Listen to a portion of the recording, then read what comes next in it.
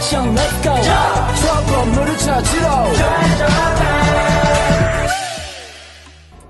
Halo teman-teman, selamat pagi. Pagi. Sebelumnya terima kasih sudah menyempatkan hadir di sesi konseling kelompok ini. Sebelum kita mulai, saya akan mengasih tahu terlebih dahulu bahwasanya di ruangan ini adalah tempat yang paling nyaman dan aman untuk teman-teman berbagi cerita. Nah, di sini tidak ada yang merasa benar ataupun salah atau merasa paling dihakimi. Nah, supaya suasananya lebih nyaman dan adil, saya akan mengajak teman-teman untuk membuat kontrak kelompok terlebih dahulu. Ada 3 kontrak yang teman-teman harus sepakati bersama. Pertama, kita saling menghargai ketika ada teman dari kalian sedang berbicara. Yang kedua, apa yang dibicarakan di sini adalah rahasia kelompok. Yang ketiga, kita hadir sepenuh hati, yang artinya mendengarkan dan ikut terlibat. Apakah kalian setuju? Setuju. Terima kasih. Yuk sekarang kita mulai. Sebelum itu perkenalkan nama dan harapan dari sesi ini. Saya Yuma. Saya mau bertanya, bagaimana sih cara menghadapi teman sekelompok dan seorang pengatur? Saya paling salah saya bakal menggunakan apa yang dalam kelompok yang pasti, tapi nggak boleh salah. Saya Ina. Saya ingin tahu gimana cara mengungkapkan tanpa membuat konflik yang sangat besar. Saya Uyun. Saya ingin cara menghadapi diri ketika saya mendapat masalah. Sebelumnya terima kasih atas keterbukaannya dari teman-teman. Harapan kalian sangat penting, maka dari itu kita akan bahas bersama-sama di sesi ini. Yuk kita lanjut sesi berikutnya. Pernah nggak sih teman-teman mengalami konflik kelompok? Coba ceritakan sedikit.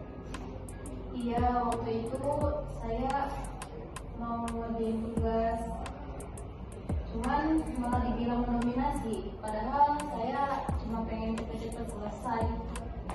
Kalau saya paling kesal, karena kalau ngerjain sendiri, tapi pas waktu presentasi mau pada komen hampir. Perasaan kalian valid. Saat mengerjakan kelompok sering muncul perbedaan harapan dan cara komunikasi. Nah, menurut kalian kenapa sih konflik itu bisa muncul? Mungkin karena nggak ada pembicaraan yang jelas dari awalnya. Dan juga karena setiap orang punya cara yang berbeda-beda. Betul. Konflik bisa juga muncul karena perbedaan, tapi bukan berarti harus selalu negatif. Nah, mari kita coba pahami lebih dalam. Nah, sekarang kita akan membuat sebuah simulasi kecil. Mungkin ini bukan acting yang sempurna ya, tapi latihan memahami konflik dari berbagai sudut pandang. Coba kalian bayangkan kalian menjadi satu kelompok tugas kuliah yang dimana selama proses itu terdapat ketegangan. Ada yang merasa mendominasi, ada yang jarang muncul, dan ada yang sering diabaikan.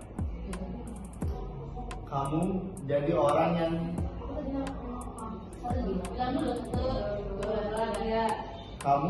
orang yang inisiatif, tapi mulai dibilang dominan.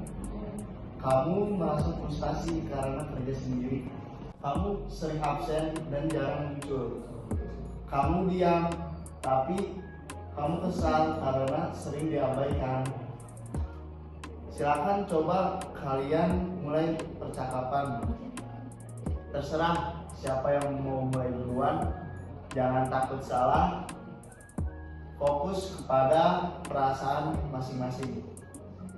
Oke, ini outline presentasinya sudah aku rapikan, tinggal kalian baca dan pahami. biar besok kita lanjut. Tunggu dulu ya Mak, kita kan satu kelompok. Kok kamu jadi sendiri lagi sih? Loh, aku ngerjain karena nggak ada yang respon di grup. Masa aku harus nunggu terus? Aku minta maaf ya, beberapa kali absen. Karena aku juga nggak tahu kamu sejauh mana ngerjain tugas ini. Ina, ini kan tugas sudah habis selesai. Tapi kamu baru muncul. Aku juga capek loh. Aku juga ngerti kalian itu kesel. Tapi aku juga ada masalah pribadi. Aku nggak bermaksud tinggalin kalian untuk tugas ini. Aku juga bingung sebenarnya. Setiap kali mau ngomong pasti diabaikan. Maksud kamu, aku nggak ngerjain? Bukan cuma kamu aja sih. Cuman ketika aku mau berbicara, tiba-tiba udah bukan cuma kamu aja sih. Ketika aku mau ngomong, mau berpendapat, tiba-tiba udah diputusin. Maaf ya, mungkin aku nggak nyadar karena terlalu fokus sama hasil. Iya juga, mungkin aku terlalu memaksakan cara aku. Maaf ya, bukan niat buat ngatur. Aku juga janji lebih tanggung jawab. Bisa kita susun kembali siapa yang presentasi bagian mana. Oke, kali ini boleh nggak aku ambil bagian tersebut? Boleh. Bagaimana perasaan kalian saat memerankan tadi? Bagaimana perasaan kalian saat memerankan tadi? Capek alasannya Kak Dede. Saya jadi merasa bersalah, tapi saya bingung mulai dari mana. Apa yang kalian lakukan untuk memperbaiki komunikasi dalam kelompok? Mungkin bikin kesepakatan dari awal, kayak pembagian tugas yang jelas. Dan kalau misalkan ada perasaan yang gak nyaman itu, diungkapkan aja dengan benar. Luar biasa. Jadi kata kuncinya saling komunikasi, empati, dan tanggung jawab. Sebelum kita akhiri, apa satu hal yang kalian pelajari dari sesi ini? Saya belajar kalau niat baik pun bisa disalahpahami kalau nggak bisa dikomunikasikan. Saya akan mencoba belajar untuk bisa berani ngomong, nggak diem aja. Saya sadar pentingnya berkomunikasi dan berkontribusi. Saya akan coba lebih sabar dan bisa lebih tenang. Saya bangga pada kalian. Konflik itu bukan hal yang harus ditakuti, tapi dikelola. Semoga setelah ini kalian lebih siap menghadapi dinamika kelompok. Terima kasih atas keterbukaannya. Sampai jumpa dan tetap semangat semuanya. Baik, Pak.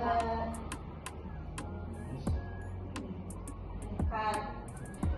Ya. Sekian dari kelompok kami.